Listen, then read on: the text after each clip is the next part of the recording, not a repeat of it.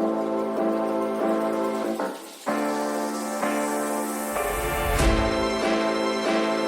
hi everybody, I'm Nancy Giangiarusso. Most people know me as Nancy G. Welcome to the Spring 2024 Tech Home Builder Summit Housing Transformation Summit. Oh my God, is that a mouthful? So you're on the housing transformation side, and finishes and personalization. So this was really fun. We did this last November in Arizona, and it was a really cool conference. Feel like it was real educational and pretty personal. So I'm pretty casual, you guys, and so I really am wanting everyone to participate. And so I'm going to be your chair for the next 5 sessions. You guys are going to be with me. So real quick, let's just go around real quick, and you can introduce. And Janet, just tell us who you are and where you're with, real quick. Janet Kemmer, and I work with Meritage Homes as the working leader for that division. I'm Leanne Booker, and I'm at Dallas-Fort Worth area, and I work at Southwestern Interior Design. I'm Teresa Gladfelter, and I work at my design firm in Parker Mason Designs in Newport Beach, California. Kathy Floyd, VP of Sales and Marketing for a top home builder, but now I'm transitioning into another one, so she's not mentioning names. The name. So anyway, so we are going to get started. Our focus today in this session is going to be talking about basically the standard or base home and the models and the options and design and how our tactics are to optimize the upselling of doing that. And I know construction's probably cringing, but I've been doing this a long time and we've got it down. Our job is to never hold up your schedule. Let's just tell you that. That's my job, has always been. So just letting you know. So, okay. So what I did is I sent out some questions, and we're going to go over the answers. You don't really have to read everything. I just wanted to tell you. So this is my question that I asked of all 4 of these panelists. So in your years of experience, what is the best way to position the base, or what we call the standard home? We always called it a standard home, but the base home versus the models we're building. And Kathy, you've given us some answers, and if you want to just talk about those.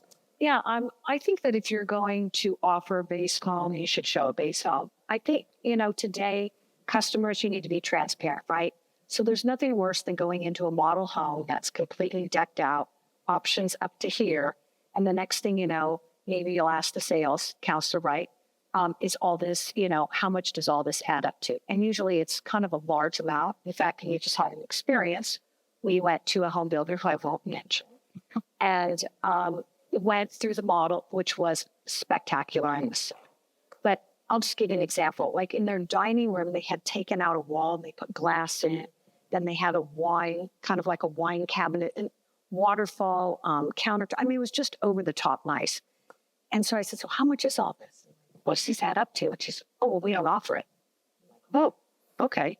But yet they showed all of this, right? So right there, I'm already disappointed because now I can't get it because I liked it. And then it was interesting, too, that the total was just astronomical, right? So the base price was somewhere sitting around, I'd say maybe $550, and the options totaled $185. So as a customer, I'm coming in thinking, oh, 500,000. Okay, maybe that's a little bit too high. Maybe it's just right at my price point. But I'm not spending almost $200,000 in options. So, like, what's included? And she couldn't even tell us. So right there, I'm already disappointed. I think transparency is huge today. Great, Teresa. Yeah. So prior to working where I work now, I was in the production. Was a designer for production home builders. And so I also believe that you should show at least one of your models of what they're going to receive, because I sat across from the home buyer speaking with them, and they would come in and be like, same experience. There's $200,000 worth of upgrades, and there's still the person who wants the option. There's still the person that just can only afford the base. And so you need to sort of set that expectation so that you can sit with them and have a lovely experience coming out of the design studio. Yeah. And Janet? I would say it really depends on what we're talking about. And you have to consider that. Based on my experience, I've worked with several builders. The builder I'm working with today, we tailor to the first-time buyer, first mover, and we have elected, and the other caveat to that too is we do a 60-day bill. So we want to be able to show the customer about 60 days before completion. And so what we have found for this target audience, that we offer packages, we showcase them throughout our models. And the benefit to that buyer in particular is one, there's no, kind of speaking to the transparency, there's no misnomer about what comes included in the house. They can see it in the model. Also, we can tell at the time that they purchase exactly what that home is going to cost. And I think because we work with designers to curate specific packages, what I found with a lot of the entry-level buyers, they're very savvy in terms of they see stuff on social media, Instagram, a lot of DIY stuff, but it's different sometimes for them to go into design center and, try to select finishes and what have you, or even get maybe their spouse on the same alignment on what they want or budget. And so this kind of mitigates all that, right? They can pick a package. They know what their price point is. There's full expectations on what's going to deliver when they move in. So I think for that buyer, it's perfect. Conversely, I worked with a real high-end buyer, and we were doing almost like semi-custom homes, and the experience was very different. And even I was thinking I had great experience working with Brookfield Homes, and we tailored to a more kind of second move-up buyer that, ironically enough, most of our buyers were architects, people in design and art, so they had kind of a natural affinity for design. And what we found there is they really did want choice. And so what we did is we would show not our standard house, but we would show like a standard kitchen in one home, maybe a standard primary bath in a second home or, second model. So peppered through the models, we could show a vignette of what a standard, kitchen or standard bath would look like. But then we would also show locations where we would add in some options. The key there, I think, that worked successfully for us is making sure that the level, kind of what Kathy was speaking about, the level of options were aligned with that buyer's ability to purchase. So like Kathy said, if you're showing a home with, almost $200,000 of options on a $550 base price home, that's probably not realistic for that buyer profile to spend that, and it can turn negative. And so I think it's aligning your option to be something that's attainable for that target buyer. Great. Know the target buyer. Leanne, what's going on in Texas? A lot. And I manage 6 builders, some big, some small. And there's the one builder who blows their model out. They do things that we wouldn't offer, that they don't offer. Like no one offers it. And then that's the first thing that they ask when they come in. They don't tell them at the meeting, like they're not going to, you can't do this. So that one builder in particular, it has caused this ripple effect of us now working with the other builders, trying to position them to have more options, like we were talking about standard, but anything that's in that model should be offered to their buyers. So we're kind of putting our foot down with a lot of that, and we're asking for them to price it out before, so that if someone if they want to go standard throughout the whole house, but they want board and batten in their powder room, no problem. Your builder has approved that to be an option that you can do, and here's the price. It's the automatic no that makes buyers crazy. And it makes us crazy. I hate having to tell people no, unless I really, want to tell them no because it's something crazy that they shouldn't be doing. But it's been nice to now also with another builder that's in like the mid fives. They have 2 models. I don't know how they were able to do this, but they have 2 models. In one, they added $40,000 of upgrades. And on this other one, we did 20. And the 20 is because that is their target buyer in that neighborhood. This is 20,000 is attainable. It can be worked into their contract. Mm-hmm. It makes it more fun when they see a house. Like, I don't think anyone buys a standard home, like just a straight, no upgraded home. Mm-hmm. However, we're working with the model designers. Hey, these are what our buyers are picking right now. They're okay with this faucet, but no, they all want wood in the family and in the game room. Like, we're just trying to help them and not let them run it with it. I think it's been a long time that they've just been able to go. So really quick, so that buyer then looks at that model that has 20K in it, and then looks at the one that's 40. And so that's probably more attainable because it's just 20 more, right? So they can say, oh, well, this is quite. They can also look at that 40 and they're like, oh, I mean, I don't know where that extra 20 went. Like, even if they went with like a standard wood, but they extended it, and over here they went with the level 4 wood. Well, the wood, like the LVP and the wood, they look a lot alike. It's nice to have options to see where to put their money. But when they blow it out of the water, it's beautiful, but it is so heartbreaking to tell buyers, you can't have this house. Okay, let's go to our next question. So on any of your models, do you create a compelling story to clearly understand the benefits and the quality of the finishes and options that you guys are offering? So let's start with Teresa. Okay, so I'm not going to look at what I wrote. Yes, there's always a story. I think that resonates with a buyer. I think a little bit piggybacking on what we just said, when they see that first impression, they walk through that model, that's what they're basing their whole experience of what their expectation is going forward. So when they come in, they want to feel that story. They want to feel, I mean, there's an emotion with the house. When you sit with a buyer, it's always emotional. You don't want to sit across from them and tell them no. You want to say, yes, you can have those things Right. in the model. So there's always a story. Go ahead, Leanne. So I would say yes and no. The ones like the one I was telling you with the 20 and the 40, and it's been good to say this family has 3 kids and this is how we're going to tailor it. And then this one, these are retired grandparents. So I would say some of our builders, yes, and some of our builders, no. Some of our builders just, when they present the board, we're like, who are you building this for? And in what year did you think we're building this? Because it's either outdated or it just has 1 bedroom and 1 bath and it's 5,000 square feet. Not really, but it can get kind of out there. And so we're going to go to Kathy on the sales side and tell us what you feel or what you see. And then we'll finish up with Janet, who does the merchandising side, and see what story she's trying to tell. Well, I think our intention is always to create a compelling story, right? But, I think goes back to my transparency thing, back to the beginning. Previous question is that I think you just have to show, what you're going to sell. Yeah. Right. I just think it's that simple. But I think as builders, we make it way more difficult.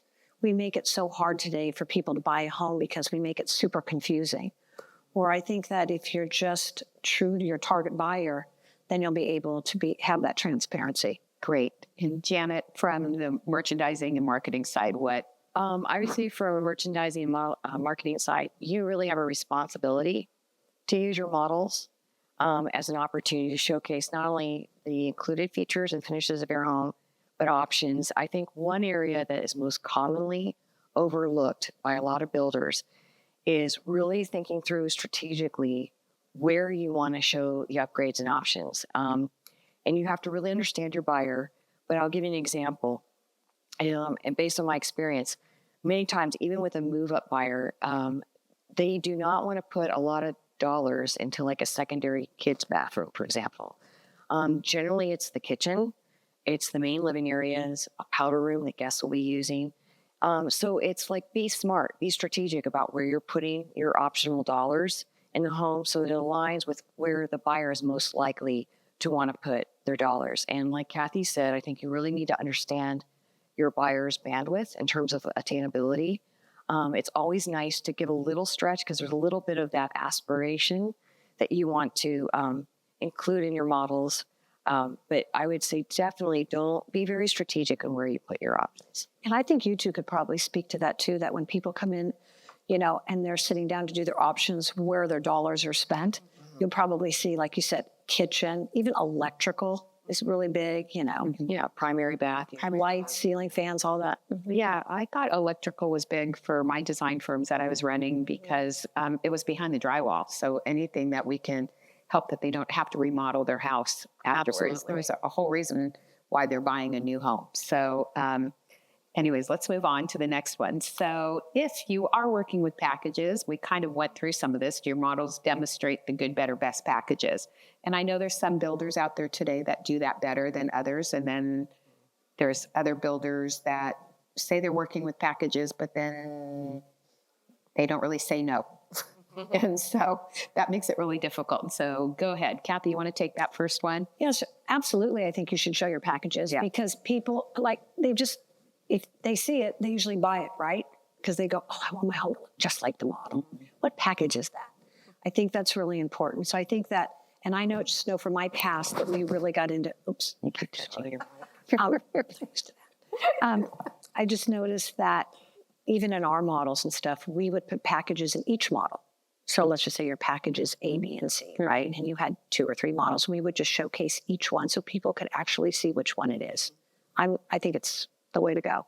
And Teresa, when there were packages, when you were working with packages? Yeah, there were packages. The part about packages is, yes, we sold them, but the buyer would come in and be like, but I don't want that backsplash. Yep. And then we go back to the builder and we would say, okay, we want to change that. And then construction would be angry. So the whole thing is, I think, getting everybody on the same page. If you're going to commit to a package, it has to start with the whole team. It has to start with the person at the top that's going to say no. And it has to go to the sales team, to sit with the designer, to sit with construction. Because if you're not all speaking the same language, you have somebody that's never going to buy your home again. Yeah. And Leanne, go ahead. Tell us, because I know you're working with all different types. And right now I have a builder with 9 packages, and then another builder with 6 packages, and then a builder with 4 packages. And those are just, a part of some of their neighborhoods. So it's not what they solely do with packages. And I would say the one that does it really well has like 2 models, and then they have like a combination of each package in those 2 models. And so, one has the LVP and one has the engineered floor, but they're both done really well with a mix of these 2 different packages. I would say I do love packages, but I love packages for specs. So when they're sold, they can see what was going in and the story that was being told and the color that was going into it. But I would say packages are they're new for me, where I'm not frustrated with them, but it's hard. They're great for people who just want this and they don't want to go outside of it. But it is hard when they're like, oh, but that backsplash and that grout, are you kidding me? Or like, okay, well, let's just deconstruct it and start over because it's more work than it. Yeah. And Janet from merchandising. Yeah, from merchandising, I think packages obviously are great. I think the key to packages is, one, the home builder has to be really committed to making sure they're doing work and that they're on trend, that they're current. I know at our company, we review packages every year because things change. And I think they have to have, represent, appeal to a wide audience. You can't have something that's really specific and unique. One of the things that we're doing as a company, which I agree with, is we offer packages, and it is because we're doing more of a 60-day build, so it enables us to move quickly. But also within the packages, we do allow certain enhancements. So for instance, the kitchen might have a quartz countertop, or you can pick from a granite, but they both work great with a backsplash, or you can upgrade all of your fixtures to oil bronze if you want. So there's some additional enhancements to add to the packages, but I think the key is that you really evaluate the packages, and honestly, they're really beautiful. Like we've all seen builders where the packages aren't really well done. They feel dated, and that's the key. So, okay, so in today's market, what are your best practices to demonstrate what you are building to your buyer profile? And then how do these practices vary from market to market? So someone on this panel, go ahead, start. Leanne. Oh, go ahead. I was looking for my name. So one thing that this just happened, and I thought it was a great idea. It's a neighborhood, I don't know where, in the Metroplex, and it has multiple builders, like a lot of builders in it. Like However, master plan community. right, but 2 of them are under me, and then I think maybe Teresa has one. But they had a block party, and it's not even built out yet. So it was people who were purchasing, are excited about coming, and the builders and the sales and marketing. And I thought that was a very comfortable way to go into a neighborhood that you might be considering and get to know the builders a little bit more one-on-one, and the salespeople, without just walking into a house and thinking, oh my gosh, I have to buy it, but I don't know if it fits for me. I was really impressed. It was outside the social media or commercials. I thought it was really well done. Well, it's a great social media story too. Right. It pays for itself, right? Because you get exactly. Janet, go ahead since we're on this page. Okay, so best practices. I think first of all, know your buyer profile and recognize that consumers today are more informed than ever, right? With Instagram and so many things, they can get some great ideas with design. I think there's so many great ways to demonstrate. Now with technology, that's the beauty from a marketing perspective. We have done things where we do displays in the model with QR codes. So for that buyer that wants a little more information about it, they can simply download the QR code. It gives them a video or something they can read that talks about the feature benefits. Certainly, I mean, we see the virtual tour, virtual tools that they have online. You go online and look for flooring. They can show you different countertops, different flooring. I think visual aids to help build that vision for customers. I know I'm really visual, and I'm always amazed, when customers come into your homes and you tell them, well, you can get this or that, it's hard for them to really understand that. But if you can show them, it's super impactful. And now with technology, there's so many tools available for us. And I would say the best thing too is make those tools available to them even before they show up at your storefront. Because it'll really entice them. And when they go see your models, they can come back home in the privacy of their home, dig in a little deeper, and learn more about the feature benefits that you have to offer. Absolutely. So let's go back and see. Let's go back one. Okay, Kath, what do you want to say? Well, I'm just going to jump on what Janet said, right? So I think buyers today are sophisticated, right? So they've probably already gone through social media, DIY, HGTV and all that. They kind of already know. So when they come and see you, you hope that they already have a budget, right? But I think just going through the models and technology today, and hopefully we'll find kind of, going through some of the classes in here today that, if you can show them, right? So they can see. It's easy for us because we're used to it. We live and breathe it. But for consumer coming in, it's like, well, this is really what I want, but what does it look like? And so I think it's just educating them. Yep. And Teresa, your experience? So I have had a couple different experiences with this. Worked for a builder where we would ask a lot of questions to them specifically from the sales starting point. But then when they got to the design studio, we would ask more questions. And that would be how I would profile what kind of direction I was going for that particular group or who was buying the home in general. We could see like the clusters of people that would come in. I still think shopping the area where you are surrounding yourself by, is it by a school? Is it by, those are all just normal things that it's just very simple. Yeah. But it happens. Are they having children? Do you need to know those things before you're designing for those people? I do a lot of multifamily. I sit and ask the people that, are coming in to rent the apartment in the area. Are they executives? Are they having children? Are they, what's the average? I just ask a lot of questions. I think that it comes natural to like see where you're going to even know how much money they're going to spend by that. Great. Okay. So this is my favorite question. Okay. So how are you leveraging the models as the store to shop from with your home buyers? So I'm going to let you know, I started in the design side of the industry in 1990. So yeah, I've been around a long time. And I've seen packages over and over again, what worked, what didn't work. It's usually packages are done when the market's great and the builders want to get these houses going. And with a lot of builders being publicly held these days, we need to keep that schedule going as well. So I understand all of that. But when I started in 1990, there used to be pretty little gold-plated things that were on the wall that said decorator item only, decorator item only. So that was very confusing. So I would say I like to go to a store, like a department store, and I like department stores. I don't shop online, but I'm going to tell you, I like department stores. I like to touch, I like to feel, and I like to see. So when I see a mannequin that has Miss Fully dressed and I want that exact same outfit, I don't want to be told that you can get the pants here and maybe the jacket, and the other ones are just suggested what it would look cute together. I want to know that I can buy everything. Thank you, Nordstrom's, that I could buy everything at your place or Bloomingdale's or something. So I think that's our models. We want to make sure our models that's our store. Remember, that's what they're seeing is the store, and they want things in your store. So Kathy, why don't you tell us what you're seeing with leveraging models? So I think it's knowing your buyer profile, right?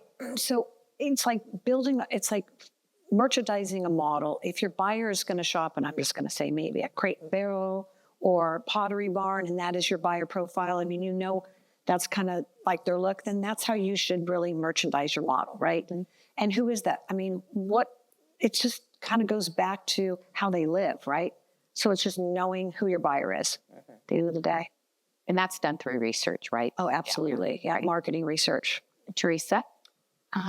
Okay, so for this, I feel like once you do the, that is your shop, but because I'm on the designer side and I sit with the home buyer, not once, but maybe 5 times throughout the process to stay on the construction schedule, what I always found really, really helpful was if we, the designer that sat with the buyer, weren't always designing the model. They were, a different company was designing the model. Mm-hmm. If we were able to meet with that company before and have really good input on this is what we see people choose, this is what we see people want, that way they didn't sit across from me and the designer picked out this lovely quartzite that nobody can afford. Again, back to like all the beginning. Or we couldn't get our hands on. Right. It was really no longer productive. It wasn't even around. That was Mess up construction, right?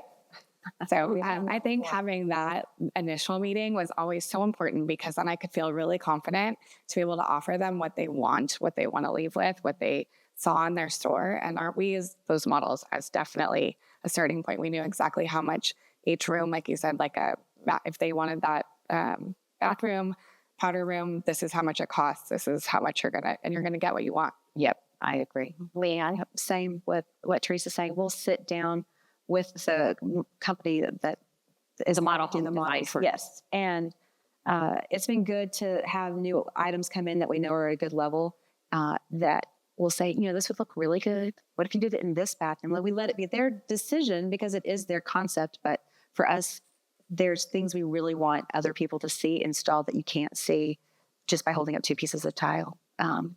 Model design firms didn't like me in the 90s because I made them come to the design center and pick their products. Yeah, and that was different. You hear me snort? That was great. Anyways, that was different. And then what they ended up liking about it was that they didn't have to do a reselect either. So are any of you model home designers, or your firm's model home designers? Yep. I know we'll get to Janet, but I like to make sure that the products that we're putting in the models are actually going to be available for the next few years. And that really is helpful because, we all lived through COVID. Thank God we all lived through it. But, and we couldn't get our hands on things and but we don't want to put a product in. I mean, we'd be putting products in models, really go back to the 90s, you guys, and we'd be putting products in models. Come to find out that rug has a 6-month lead time. Well, anybody favors it. Right, right. And everybody wants it now. And it's like, and it's so funny. And it's like, you can't hold up the schedule because we're still building production homes at the end of the day. So Janet, tell us how we're leveraging models. Well, I have to say, because you brought up the 90s. So this really, I think, demonstrates how builders have really done kind of a 180. I remember, and I won't tell you what builder I was with, but I remember working with purchasing, and purchasing suggested this was our standard package. And we'll pick this really ugly granite with this really ugly cabinet as our standard because it'll force people to upgrade, right? Yep. And you're thinking, today that would not fly. No, because again, consumers are more educated than ever. Right. I think that speaks very much to what you were saying. We had a division up in Portland years ago, and we had recommended that we do white cabinets. And I said, and there are some regionally specific things, and I don't want to discount that, but they said, oh, no one's going to like white cabinets. So we're like, well, I think they will, because that's kind of what you're seeing online now. And sure enough, they were really well received, but they were afraid to take that step. I think the one other thing I'd say, and this is merely more from a merchandising perspective that none of us have really touched on. One thing I think that is overlooked a lot is builders can risk over amenitizing their models, overshadowing them, meaning like you come in and you can't even see the house because there's just so much tchotchke, so much stuff. You don't even know where to look. And so I remember when I was on the builder side working with designers, I used to say, we build a really nice home and it's a brand new home and our biggest competitor is resale, not new home builders. And we have beautiful new baseboards and beautiful, countertops in the kitchen. So let's still overshadow that and put too much stuff on top of it. I want the customer to see the finishes and see the beauty of the home and the floor plan.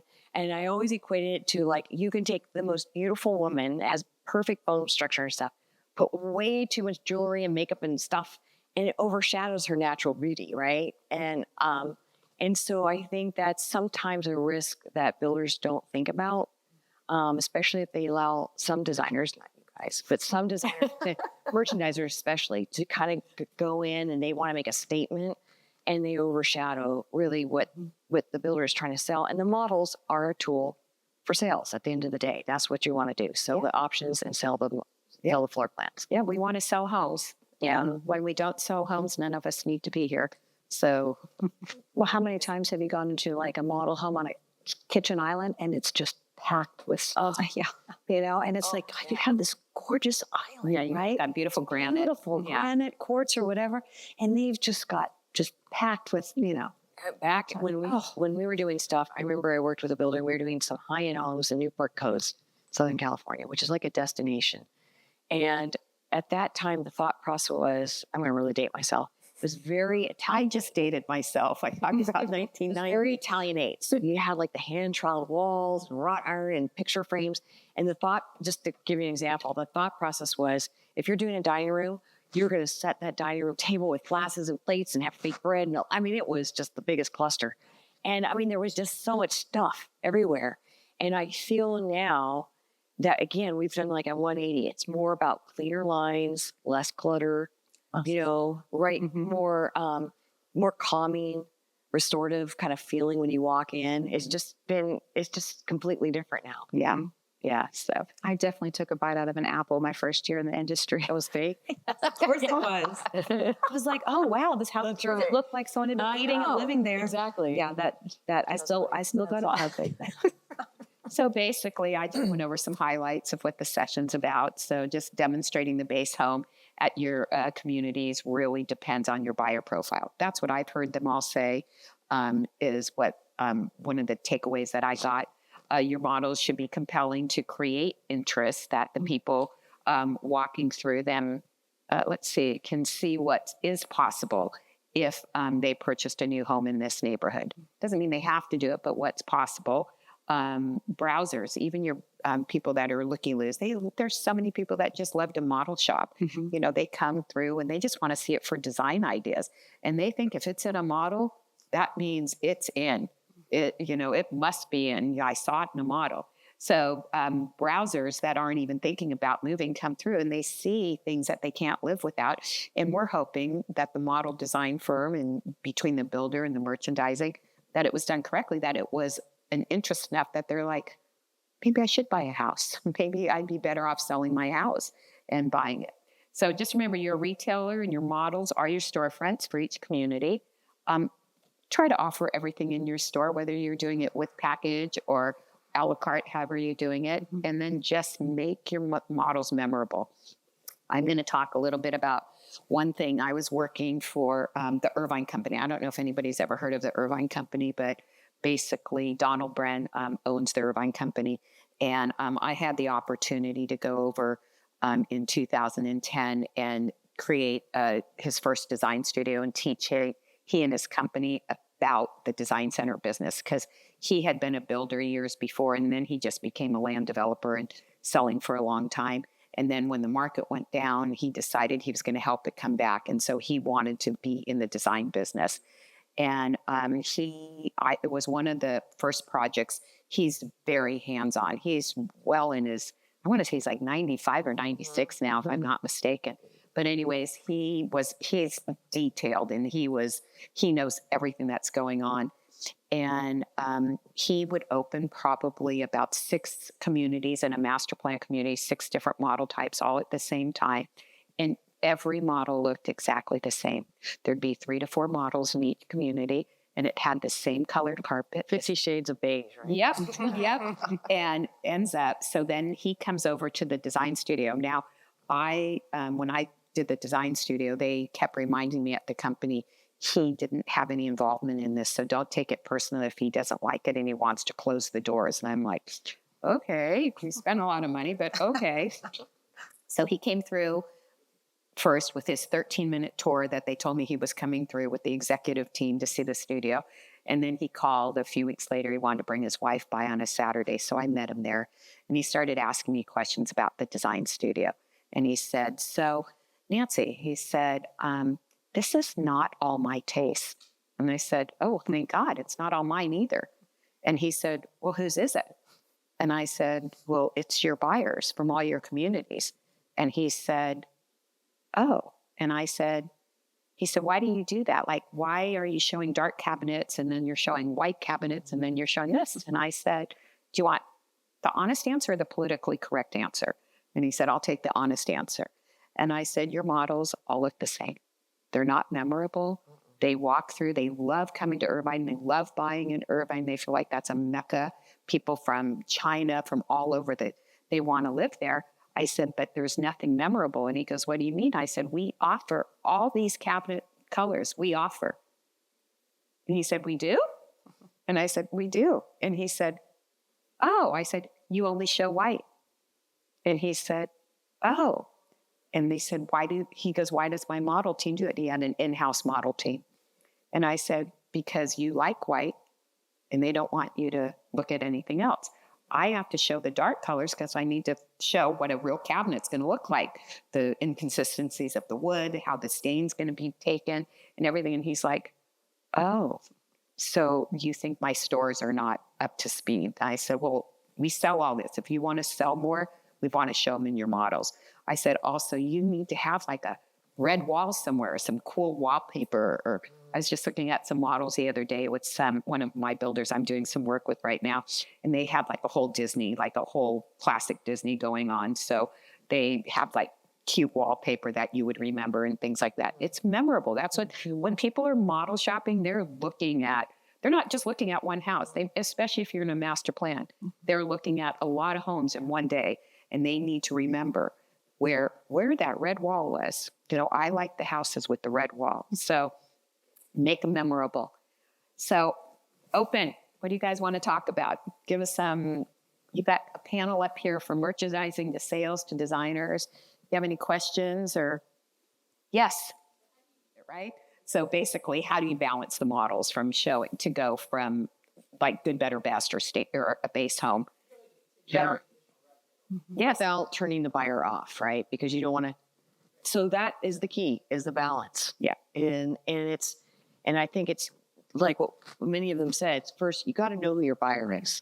Well, and know what they value. And right? I think whether you're doing in-house models on your own or you're hiring a third-party design firm to come in and merchandise your models, you need to make sure they understand who the buyer is and what that price point's going to be. I think that's the key. When you're in-house, I find when the models are done in-house, they are in line with, they know their communities, they know their buyer profiles. So it's the third-party design firms that are not always privy. It's not that they're trying to keep a secret from them, but they're not always privy to the conversations that are going on as the models, as the community is starting to develop. Right, Janet? Yeah. And so what we would do, that's a great question. When we would sit down from a builder perspective, meet with our designers, we would say, okay, here's who our buyer is. And this is kind of what we're allocating for flooring. This is what we want to allocate for options. And by the way, we want to show upgrades in the primary bath and the kitchen. And we can maybe show some minimal upgrades in the secondary bedrooms or bathrooms. But that's not where our buyer really is going to spend their money. This is the areas they're going to spend their money. And we kind of gave them a budget. And what would happen is they would spec everything out for them. I would give those specs to purchasing, and I would almost act like the buyer. I would get the prices back. And I remember one time I had a shower. The tile that was marble in the primary shower was $20,000. And I'm like, no one is going to spend $20,000. And that was your cost. Probably not even a market price. Right. That was the builder cost, not even a retail price. And so I said, no. And I went back to the designer and said, no, this is way too expensive. I need something, And so while they don't know the price of everything, they kind of know. They know like, okay, well, then I'll find a really cool Arabic style towel or something like that. but giving, like you said, giving them some guidance without really forcing their hand, but giving them, the way I explain it to the designers is, I said, imagine if I came to you and I was getting married and you're a seamstress. And I said, hey, look, I'm getting married in 2 weeks and I'll see you in 2 weeks and I'll try on my dress. See ya, bye. And, sometimes that happens with builders, right? And the designers show up and they don't see the stuff until it shows up. I said, or what if I came to you as a seamstress and I said, look, here's my budget. I got $5,000. I hate pearls. I really don't want anything to emphasize this or that. I need something to minimize this. And I want it, a certain length. I'm not telling them how to make it, but I'm giving them some guidelines. And generally, the output that they come when I show up in the next 2 weeks, I'm probably going to pretty much like what they design because I provided some input. So you're right. To find that balance, you have to help the designers be successful by knowing your buyer, knowing what their bandwidth is to spend, and where you want to allocate those options throughout the model. Does that make sense? Yeah, that's why I had early on had them start coming through the design studio. So that when they were doing, we just had a whole designer day. We just closed the studio except for the model design firm that day.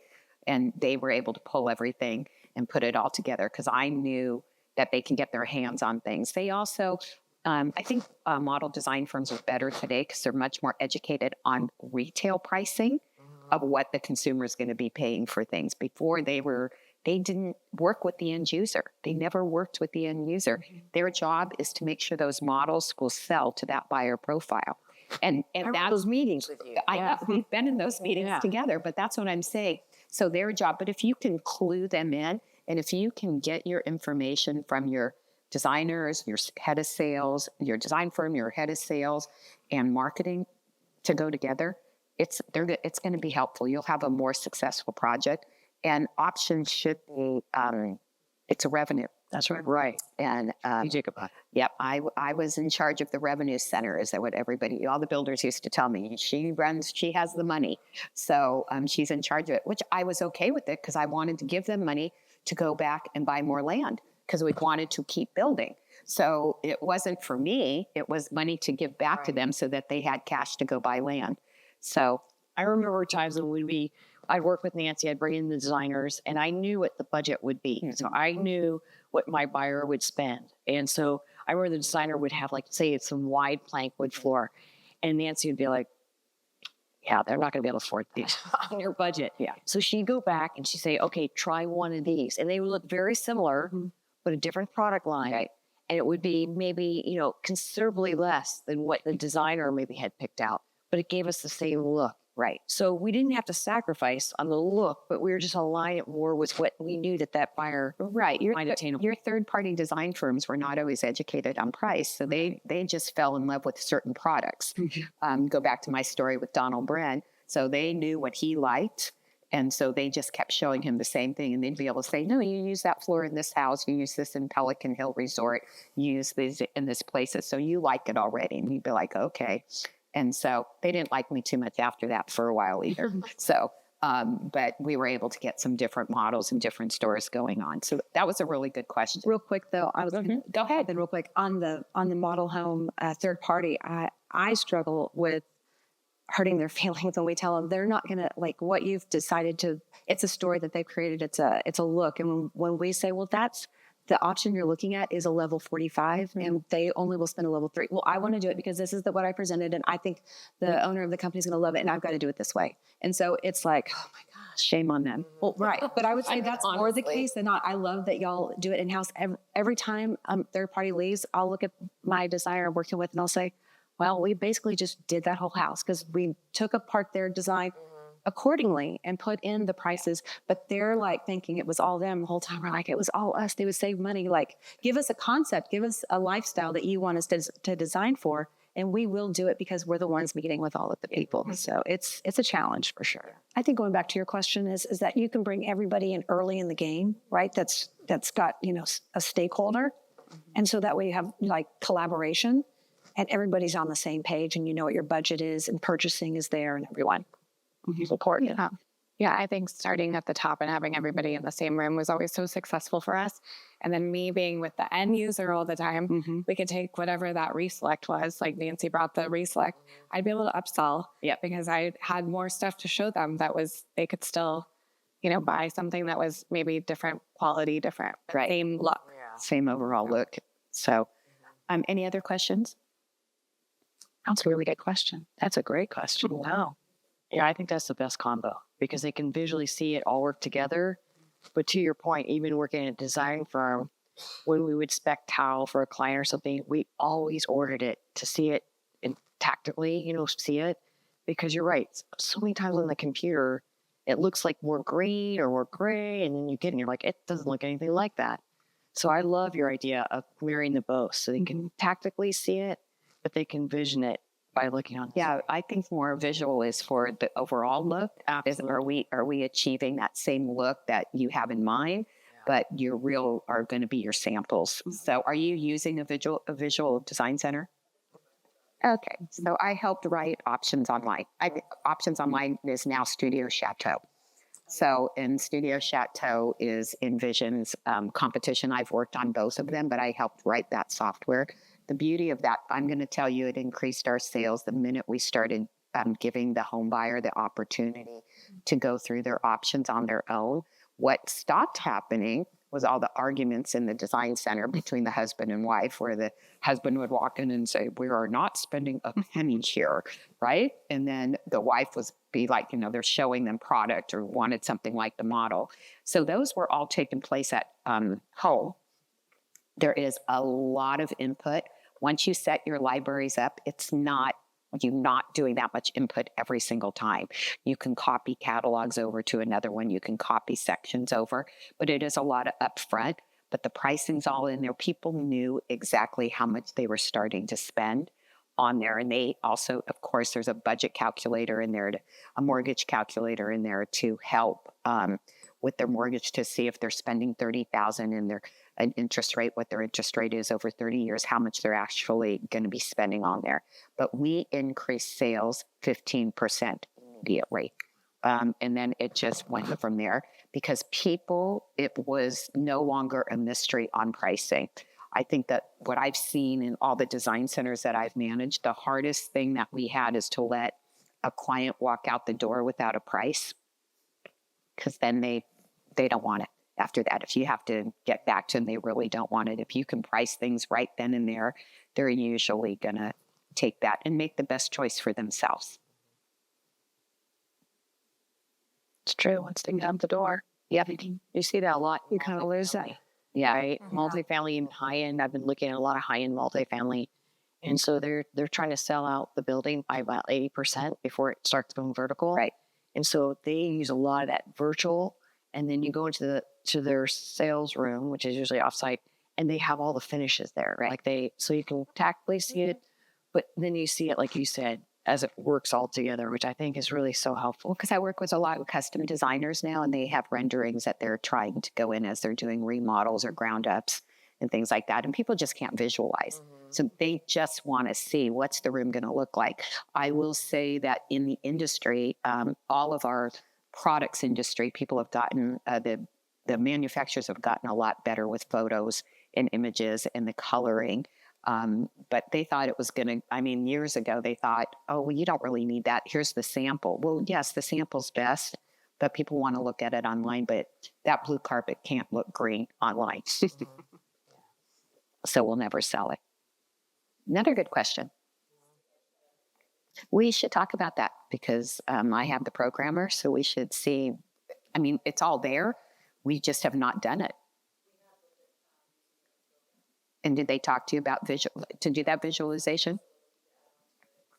Oh, yeah. Well, let's talk, and then we'll see if we can just see if I'll talk to the programmer and see what that would take. Yeah, I think it's smart. Yeah, Especially that's with great. your buyer audience. Oh, They'd be all bought in, right? Yeah. Oh, that'd be great. You know what I mean? Because then you kind of own it, right? When you're just looking through it. It's immersive, right? It's like you're home now.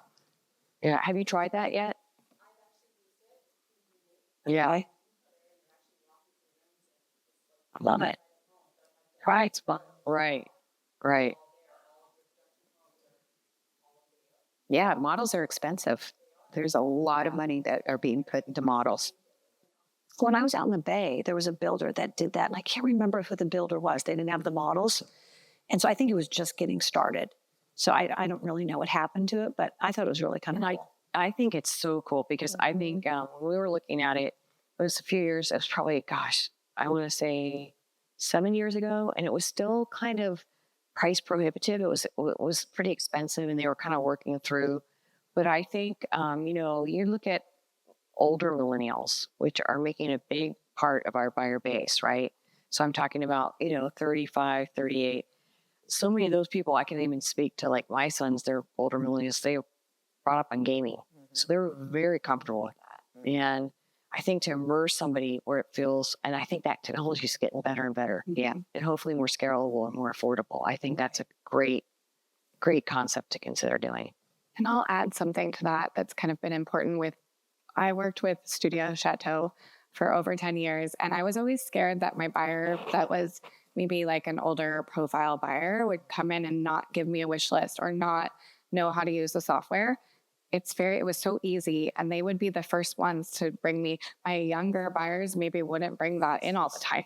Yeah. So I think now that it's all changing, I just think it's important for you to know that I've sat across from many people that I thought would be scared of new technology, and they really embrace it. I thought that we're not going to get everyone to do this, and mostly our older buyer profile, which is probably my age these days, is the one that was more interested in going in and doing that.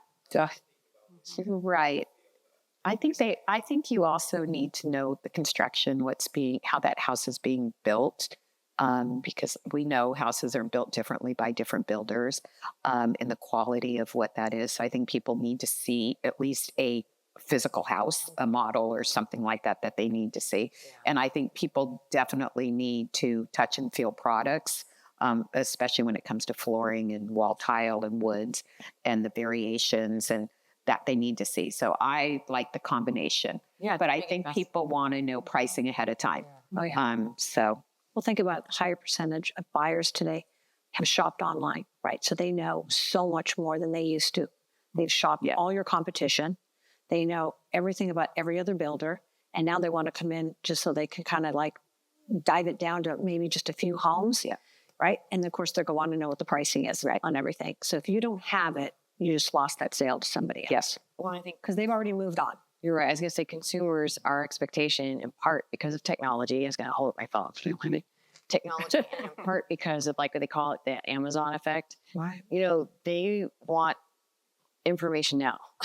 Yeah. To your point, if I send them away and say, I'll get that to you, most consumers are, like Kathy said, they've moved on. They have other choices, So I do think having that ability to give them, and it also speaks to transparency that Kathy mentioned too. Yep. Well, they want it now. Amazon, just even during COVID, right? How many people were shopping on Amazon all the time, every day? And it was there that day or the next day. And now when they go buy a home, they kind of want the same thing. Yes. It was just like fast and quick. Okay. So just again, this is how you can get a hold of all of us. It was a pleasure. And that's it. Thank you guys. Thank you. We're here. We're here. If you guys want to find us and talk to us, we're here forever. So we're going to talk to you, okay? We're here forever. Okay. Bye, you guys. Forever. We'll be here forever. I like that. Thanks, guys.